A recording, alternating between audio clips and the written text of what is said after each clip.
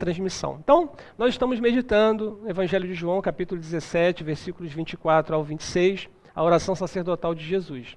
E nesse trecho aqui, nós percebemos bênçãos magníficas para mim e para você.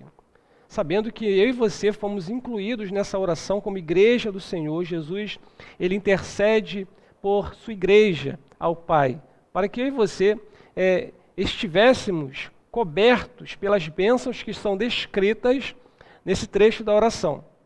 Então nós vamos já ver essas bênçãos, mas quando a gente olha para a nossa vida, ao nosso redor, nós percebemos pelo menos algumas questões que são destacadas. Primeiro, pessoas que buscam reconhecimento, pessoas que buscam algum tipo de poder, de vantagens, pessoas que correm atrás de sucesso, pessoas que buscam ostentar algum tipo de imagem para ter uma opinião de valor de alguém, buscando realmente fazer com que seja visto como alguém de sucesso, alguém bem visto. E quando a gente vê muitas manifestações hoje, inclusive em redes sociais, é mais ou menos isso, a pessoa está sempre feliz, está sempre com uma ostentação de uma felicidade que, na verdade, pode não corresponder com a realidade. Há pessoas também que perseguem conhecimento. Além de pessoas perseguirem glória, fama, muita gente persegue o conhecimento numa intenção de preencher algum tipo de vazio no seu ser. Então, pessoas acabam tendo muitas formações, diplomas, e dependendo do que se busca conhecer, a pessoa acaba se perdendo no emaranhado de filosofias e ideias que acabam não chegando ao fim. Salomão, quando escreve o texto lá de Eclesiastes, ele diz que não há limite para tantos livros, para tanto conhecimento, e muita gente envereda por esse caminho na tentativa de suprir uma lacuna no seu ser. E há também pessoas que perseguem o amor, no sentido de se sentirem amada, e uma pessoa se sentir amada é uma necessidade humana, todos nós temos uma necessidade humana de nos sentirmos amados. E também nós amamos alguma coisa ou pessoa, isso é inevitável, Você ama alguém, quer você queira, quer não. Então esse amor ele é construído ao longo da nossa vida através de hábitos, e vamos ver já um pouco sobre isso. Como que a gente lida então com essas três questões? Busca de glória, de conhecimento e do amor. Dada a nossa condição, a condição do ser humano, que é uma condição caída, é uma condição que herdou, nós como seres humanos herdamos o pecado dos nossos primeiros pais, Adão e Eva. Então toda a raça humana está condicionada a uma inclinação para o pecado. Nós necessitamos da graça de Deus para nos conduzir a Deus. Se não for a graça nos trazendo vida, nos trazendo um despertamento para o arrependimento, nós permanecemos mortos em nossos delitos e pecados. Mas graças a Deus, o Senhor tem resgatado o seu povo, dado vida, dado entendimento para uma nova caminhada. Mas a condição natural do ser humano, na busca desses três valores, digamos assim, é uma busca frustrada. Porque mesmo com fama, mesmo com sucesso, mesmo com glória, e toda a pompa, diante da fragilidade humana, diante de uma doença, diante de um diagnóstico, diante de uma pandemia, a pessoa percebe que toda essa fama se torna pueril, se torna sem valor, porque não é consistente. A pessoa que busca conhecimento, se não tiver acompanhado com temor a Deus, que for conhecimento por si mesmo, esse conhecimento não é suficiente para preencher o vazio na alma do ser humano. E também a pessoa que busca ser amada, ela pode estar rodeada de gente, mas ela pode trazer um vazio no seu ser, um vazio na sua alma, que não é satisfeito. E a pessoa, então, não é completa, ela não se sente plena, mesmo com pessoas ao seu redor supostamente amando, ou a pessoa sendo conduzida a amar de uma forma errada. E esse amor equivocado acaba levando à destruição. A pessoa acaba construindo ídolos para si, quando o seu amor não é conduzido de uma forma a amar a Deus acima de todas as coisas, como nos manda a palavra de Deus. Então, como é que nós lidamos com isso? Como nós reagimos a isso? O que faz sentido para nós na vida? Quais são os valores que realmente nos são caros? Nesse texto, nós aprendemos alguns desses valores que o nosso Senhor orou ao Pai para que nós tivéssemos uma completude de vida e já experimentando aqui na Terra de uma forma fragmentada, mas experimentando essas magníficas bênçãos. São pelo menos 3 aqui descritas nesse texto. A primeira delas está no versículo 24, quando o Senhor Jesus ele ora ao Pai na intenção que os seus discípulos estivessem com ele, e o texto diz, para que vejam a minha glória. Se você observar no versículo 24, está escrito isso, para que vejam a minha glória que me conferiste.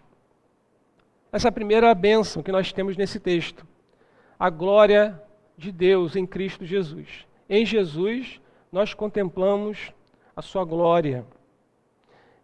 No início dessa oração, ele faz menção à glória, tanto no sentido de pedir a Deus que o glorificasse e que também mostrasse a essa glória em um momento tão crucial antes da crucificação. Lá no versículo 5, diz o Senhor Jesus na oração, glorifica-me, ó Pai, contigo mesmo, com a glória que eu tive junto de ti, antes que houvesse mundo. Foi uma glória que foi dada pelo Pai. O Pai gerou ao seu Filho, o Pai gerou Jesus. Jesus não foi criado, ele foi gerado na eternidade. E Jesus participou da obra da criação, Jesus participou da obra das alianças. Quando foi entregue a lei ao povo de Israel, Jesus estava presente na divindade. Jesus participou em toda a construção do povo e da própria, utilizando dos profetas para falar ao seu povo, até que chegou a plenitude dos tempos e ele nasceu como um bebezinho no ventre da Virgem Maria, se tornou carne, se tornou homem e sofreu, padeceu, sofreu uma morte terrível de cruz para sofrer a condenação do pecado que era minha, que era sua. Mas ele ressuscitou. Ele ressuscitou ao terceiro dia, ascendeu aos céus, está à direita de Deus, e um dia ele há de vir julgar vivos e mortos. Ele há de vir julgar vivos e mortos. Essa é a nossa esperança e esse é o entendimento básico. Quando nós estamos próximos à agonia, nós olhamos para a cruz de Cristo, porque é lá que ele se sentiu desamparado, mas ali que também se manifestou a glória de Deus, no sentido de ter sido consumada a obra de redenção. Ali foi consumada a obra de redenção, ali foi pago o preço do nosso resgate, algo que nem eu e você, por mais que tivéssemos obras meritórias, jamais conseguiríamos quitar a dívida que nós tínhamos com Deus. Mas o Senhor Jesus pagou, ele quitou essa obra. E ele teve então essa glória de Deus, e foi a mesma glória que foi transmitida aos seus discípulos. Se nós observarmos no versículo 22 aqui desse texto, dessa oração, o Senhor Jesus ele diz o seguinte, orando a Deus, eu lhes tenho transmitido a glória que me tens dado, para que sejam um como nós somos. Ou seja, essa glória que o Senhor Jesus tem com Deus, que basicamente revela a sua natureza divina, que revela o seu trono de glória na eternidade, e ele compartilha com os seus discípulos, para que os seus discípulos também experimentem essa restauração do ser. A pessoa então recebe o Espírito Santo, ela nasce de novo, ela tem uma restauração na sua vida, as coisas velhas se passam, se tornam coisas novas, a pessoa se torna uma pessoa nova, e ela começa a ter uma refinação pelos seus gostos, pelas suas amizades, ela começa a perseguir, ter uma vontade de viver uma vida mais separada, mais consagrada a Deus. Isso é obra do Espírito Santo, nesse compartilhamento da glória que o Senhor Jesus ele faz aos seus discípulos. Quando essa glória chega para a transmissão aos seus discípulos, isso acontece uma notificação ao nosso espírito que nós somos filhos de Deus. Como está escrito em Romanos 8:17, o próprio Espírito testifica ou notifica ao nosso espírito que somos filhos de Deus. E nós somos herdeiros de Deus, co-herdeiros com Cristo. Com Ele nós sofremos, com Ele também nós viveremos e seremos então glorificados. Qual é a esperança que nós temos? Que assim como o Senhor Jesus ele foi glorificado na sua ascensão aos céus, nós também receberemos um corpo de glória e estaremos com Ele também na sua glória. Isso nos conforta. Isso traz para nós um outro valor, um outro patamar de valor, algo que é outro nível. Não é uma glória terrena, a gente não busca a fama como algo que é em si mesmo, que constitui o alvo do ser humano aqui na Terra. A gente pensa na glória de Deus, a gente vive para a glória de Deus. Isso que nos anima. Quando Estevão estava sendo apedrejado, ele tem uma visão, ele olha para o céu e ele vê Jesus. Ele vê Jesus sentado à direita de Deus e ele vê a glória do Senhor Jesus. E aquilo o anima, de maneira que ele perdoa as pessoas que o apedrejavam, e ele tem uma nova perspectiva de vida, ele tem uma esperança fixa ali na sua mente, no seu coração, de maneira que ele passa pela morte de uma forma muito tranquila, porque os seus olhos estavam fixos na glória de Deus. Nós buscamos a glória de Deus. Quando Paulo escreve para os Gálatas, ele fala, olha só, a minha glória, eu busco a glória na cruz de Cristo. É na cruz de Cristo, de maneira que morrer para mim é ganho. A glória que era o alvo da vida dele. Desde quando essa glória é manifestada na vida dos discípulos, eles têm uma nova perspectiva. Quando Pedro, Tiago e João tiveram a visão de Jesus glorificado no Monte da Transfiguração, os evangelhos narram isso, Mateus, Marcos e Lucas, narram o episódio do Monte da Transfiguração. Jesus ele aparece com as suas vestes resplandecentes, o seu rosto como o sol, e os discípulos ficam aterrorizados ali, com muita reverência, eles querem construir uma tenda. E eles ouvem uma voz do céu que diz, esse é o meu filho amado, a eles ouvi. Quando o Senhor Jesus compartilha a sua glória com a sua igreja, nós somos impactados com uma nova vida, impactados com uma restauração do nosso ser. Nós somos animados, fortalecidos. É como se o Senhor estivesse dizendo para nós, coragem, coragem, passem por essa tormenta, por essa tempestade, mas o foco é a glória de Deus revelada em Cristo Jesus. Então, em Cristo, nós vemos a glória, nós temos a possibilidade de contemplar um alvo melhor, mais grandioso do que as coisas dessa vida. Para nós, a fama, o sucesso, isso não deve nos seduzir, porque temos a glória de Deus estampada em Cristo Jesus, que é revelada e comunicada pelo Espírito Santo a cada um de nós. Deus seja louvado. E Jesus, ele pede isso para a sua igreja. Pede isso à sua igreja para que eles vejam a minha glória, para que eles contemplem a minha glória. E com isso nós estaremos sempre animados, sempre fortalecidos no Senhor. Além da glória de Deus que nós temos visto em Jesus, nós temos também o conhecimento de Deus. No verso 25 e um pedaço do verso 26, nós temos essa confirmação que em Jesus nós temos o conhecimento do Pai. O conhecimento do Pai.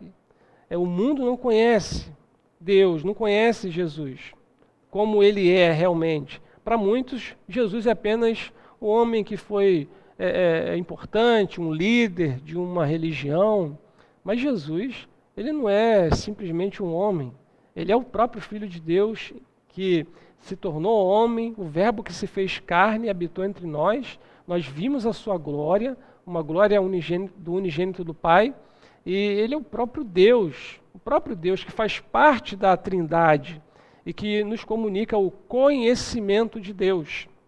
É através do conhecimento de Deus que nós nos aproximamos mais de Deus. É através do conhecimento de Deus que, inclusive, nós conhecemos mais a nós mesmos. A pessoa pensa que se conhece, mas se não conhecer a Deus primeiro, ela não se conhece, ela não sabe quem é ela mesma.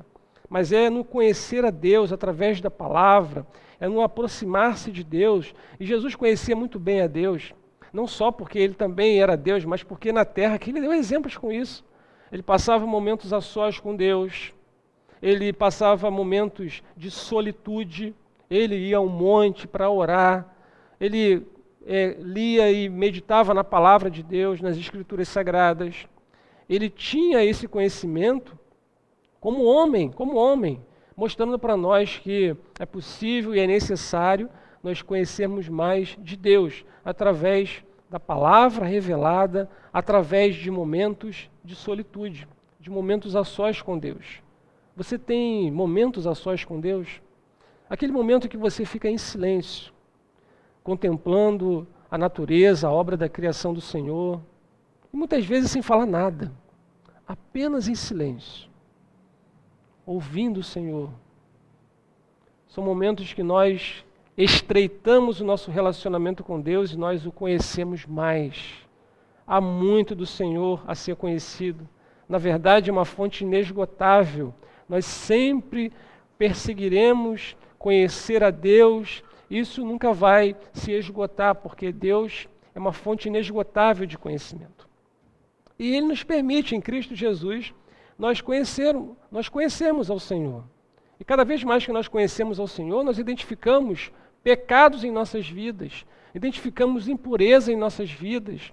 Cada vez mais que nos aproximamos do Senhor, nós falamos como Abraão, eu sou pó e cinza.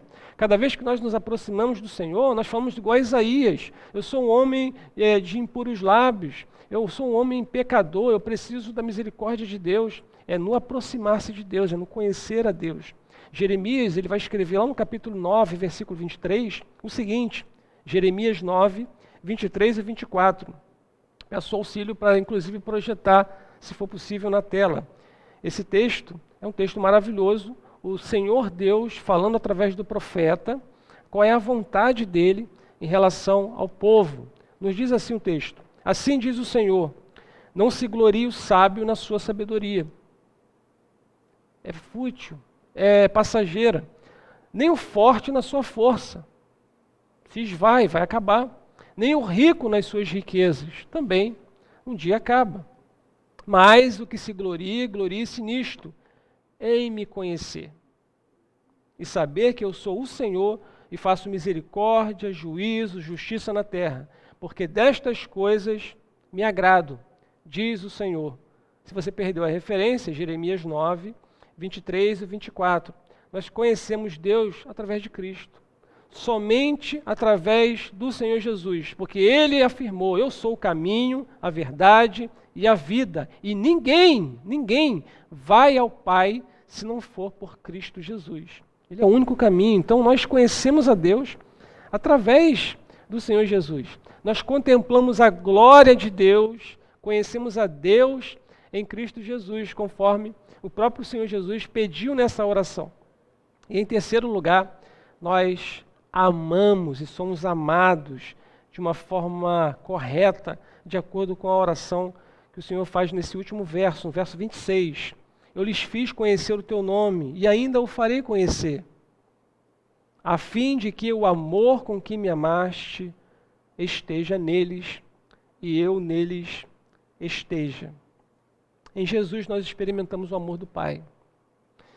Nós temos algo que é pleno, que não é superficial, o se sentir amado por Deus, o estar acobertado por esse amor que é inexplicável, mas o próprio Senhor Jesus, ele é a expressão do amor de Deus, porque Deus, ele amou o mundo de uma tal maneira que entregou o seu Filho unigênito, para que todo aquele que nele crê não pereça, mas tenha a vida eterna.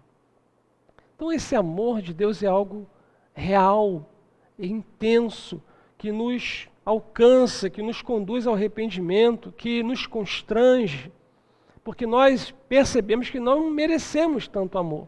Não merecemos, na verdade nós éramos filhos da ira, com merecimento ao inferno, mas o Senhor nos amou, mesmo nós sendo inimigos, mesmo sendo nós pecadores, sem nenhum tipo de merecimento, mas nós fomos amados por Deus, alcançados pelo amor de Deus. Quantas vezes nós nos sentimos como uma ovelha perdida? Jesus conta essa parábola lá em Lucas 15.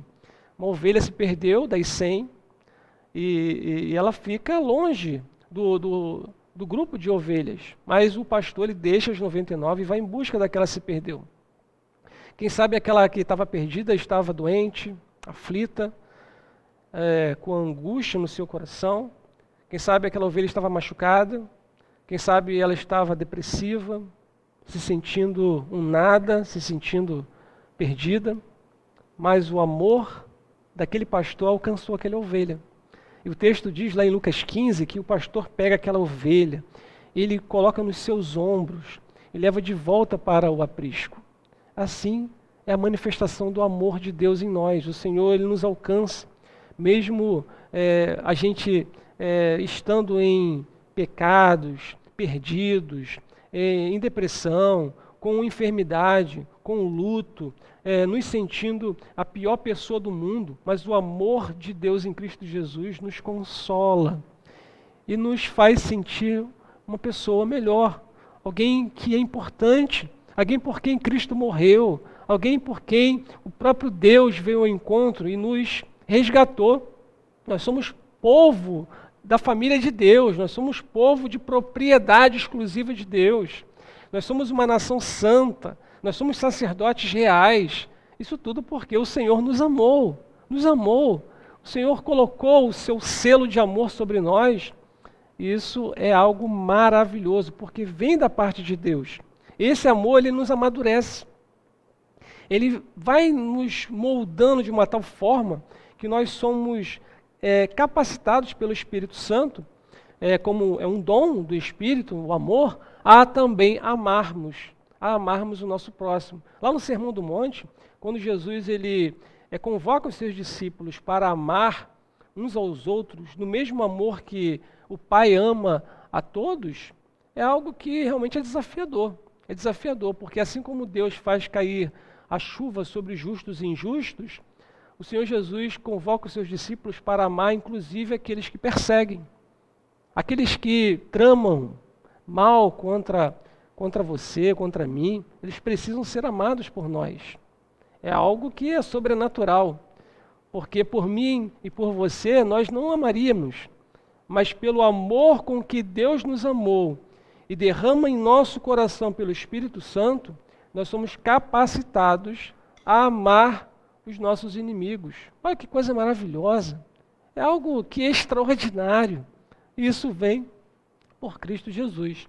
E Jesus ora por isso, ora para que eu e você tenhamos esse amor. E esse amor ele vai nos amadurecendo. Nós cada vez mais vamos percebendo e vendo as coisas, as pessoas, da maneira que Deus olha, da maneira que Deus enxerga. Os filósofos gregos, lá na antiguidade, eles acreditavam que o amor ele se destina àquelas pessoas que são amáveis. E Jesus falou, se vocês amarem a quem vos ama, que recompensa vocês terão? Isso fazem os hipócritas, os outros religiosos, mas não, nós somos convocados a amar no amor de Deus. Considerar as pessoas como Deus considera. Se Deus permite ter vida, se Deus criou aquela pessoa, é digna do nosso amor, é digna da nossa consideração, do nosso respeito, para que nós sejamos considerados filhos de Deus. E assim nos ensina no Sermão do Monte, para que seja filho do vosso Pai Celeste. Manifestando esse amor um ao outro. Agora, esse amor é algo divino, é algo que não é humano, ele deve ser buscado no Senhor, através da oração, através da súplica. Nós precisamos pedir a Deus, Senhor, me dá esse amor, para que eu também ame como o Senhor ama. E no livro que nós temos estudado, entre os casais, o livro ele é do autor chamado James Smith. E o título do livro é Você é o que você ama. Ele trabalha com a hipótese, com a ideia de que o nosso amor ele é construído. Tudo que nós fazemos como hábito, isso se transforma no nosso amor. Ele diz que se você quiser saber o que você ama, basta você chegar no final do dia e você fazer um inventário do que você fez no dia. Qual foi o objeto que você dedicou a sua atenção maior, aquilo que fez o seu coração pulsar, aquilo é o seu amor. E muitas vezes a gente pensa que a gente ama, mas na verdade a gente não ama. Essa é a hipótese do autor, e ele vai trabalhando com textos bíblicos para confirmar esse assunto. Tem um assunto muito interessante. E na medida que a gente vai tendo hábitos, esses hábitos vão construindo o nosso amor. Por isso que a gente está mergulhado numa cultura que nos leva a amar coisas.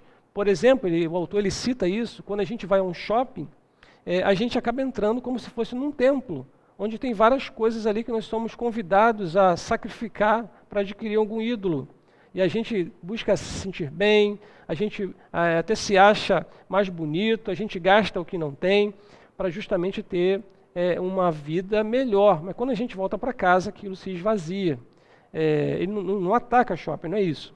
Ele apenas constrói uma metáfora para ilustrar isso. E é algo muito interessante, porque às vezes não é um shopping, mas às vezes a gente é mergulhado num tipo de hobby que acaba roubando o nosso coração, e a gente deposita o nosso tesouro naquele hobby, e depois tem dificuldade de fazer uma oração, tem dificuldade de abrir a Bíblia para orar, e a gente quer que o nosso amor esteja em Deus como?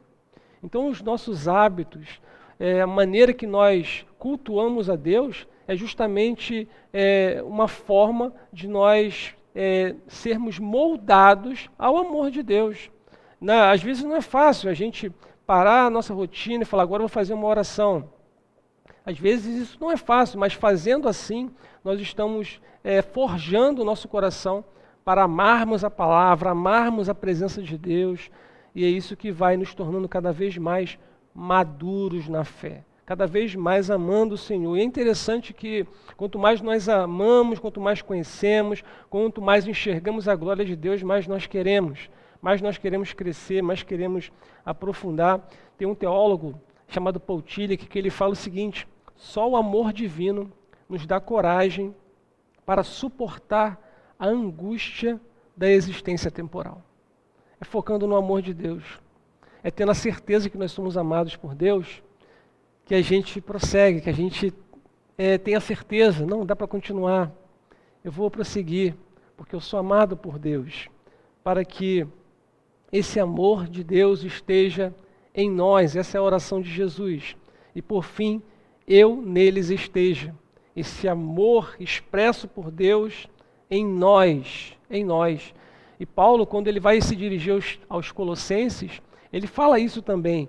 Cristo em vós, a esperança da glória. Ele disse aos Gálatas, desde agora eu sofro como aquela mulher sofre dores de parto, até que Cristo seja formado em vós. E Cristo em nós, e nós nele, e nessa comunhão com Deus, cada vez mais nós vamos sendo amoldados, sendo parecidos mais com o Senhor Jesus.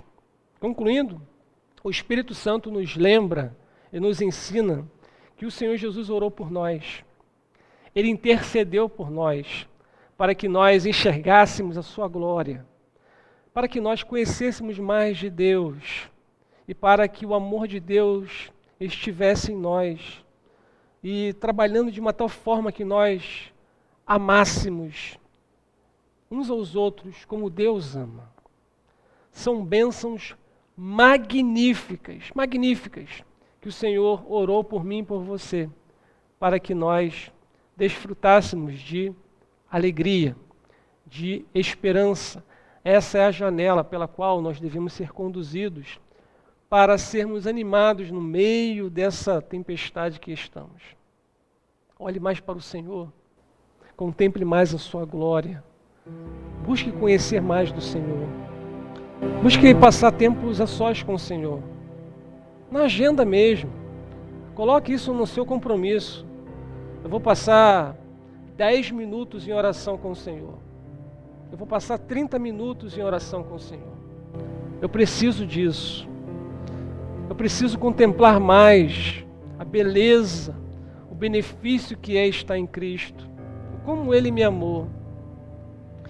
E não estranhe se depois você começar a amar mais as pessoas, de você estar olhando para as pessoas com um olhar mais de misericórdia. Não estranhe se você começar a desapegar de coisas tão supérfluas, de coisas que não enchem mais os seus olhos, porque os seus olhos agora estão voltados para a glória do Senhor, para o conhecimento do Eterno, para o amor de Deus revelado em Cristo Jesus. Que seja o amor de Deus a inspiração, a motivação das nossas atitudes. Porque quando nós somos motivados pelo amor de Deus, a gente não espera nada em troca. A gente não espera um obrigado, nem um de nada. A gente faz para o Senhor. A gente vive para a glória do Senhor. Mesmo comendo, mesmo bebendo. Se for para a glória de Deus, a gente não vai desanimar. A gente não vai ficar triste com alguma palavra de desânimo de alguém. Avalie como tem sido a sua vida cristã. E perceba o quanto você já amadureceu ao longo da sua caminhada. Como você já cresceu em fé. Como que você tem buscado uma melhora, como ser humano mesmo. A olhar para as pessoas sem julgamento. A olhar com um olhar de misericórdia, de amor, porque assim nós estaremos parecendo mais com o Senhor Jesus, que é assim que Ele é, um Deus amoroso, misericordioso, que olha para uma mulher pecadora e fala: eu também não te condeno, vai e não peques mais. Que seja também assim a nossa vida, o nosso testemunho, o nosso crescimento no Senhor. Ó Pai, muito obrigado pela Tua palavra. Obrigado porque o Senhor orou por nós, pedindo a Deus que nós enxergássemos a Sua glória. E o Senhor tem manifestado a Sua glória ao longo dos anos. O Senhor tem manifestado a Sua glória hoje em nossas vidas. Ao percebermos, ó Pai amado, a restauração que o Senhor faz em nosso meio, ao perceber, ó Pai amado, o arrependimento diante de um pecado, o Senhor está mostrando a Sua glória. A nossa natureza, Pai, em Ti sendo restaurada. A esperança da glória de um dia estarmos contigo. É a Tua glória sendo revelada a nós. Muito obrigado, Senhor. Porque não tem glória maior do que essa. A glória do Senhor Jesus. Obrigado porque o Senhor nos conduz em conhecimento. Cada vez mais nós aprendemos mais do Senhor. Através da Sua palavra, do Seu Espírito Santo, nos conduz a conhecer mais o Senhor. Obrigado, Pai. Obrigado porque assim nós conhecemos mais a nós mesmos. Identificamos as rachaduras, os erros, os equívocos. E somos então conduzidos em santificação, a melhora. Porque o nosso alvo é o Senhor. O Senhor que é o autor e consumador da nossa fé. Obrigado por Teu amor que está em nós, pelo Espírito Santo que nos foi dado. E com esse amor, Senhor, nós somos convocados a amar ao Senhor acima de todas as coisas e ao próximo como a nós mesmos. Ajuda-nos, ó Pai, a desenvolver esse amor. A ter esse amor, ó Pai, cada vez mais forte em nosso coração. E que essas bênçãos magníficas, a glória, o conhecimento e Teu amor, sejam, ó Deus amado, o nosso norte. Aquilo que nos traz esperança no meio dessa pandemia, desse sofrimento que temos passado. Alivia, Senhor, as nossas cargas, que em Ti, Senhor, nós possamos encontrar descanso, para a glória e honra do Teu nome. Nos dê uma semana de paz, ó Pai, na Tua presença, fortalecidos no Senhor, animados no Senhor, encorajados no Senhor, para a glória e honra do Teu nome. Em Cristo Jesus nós oramos agradecidos. Amém. Que Deus te abençoe, que Deus te guarde.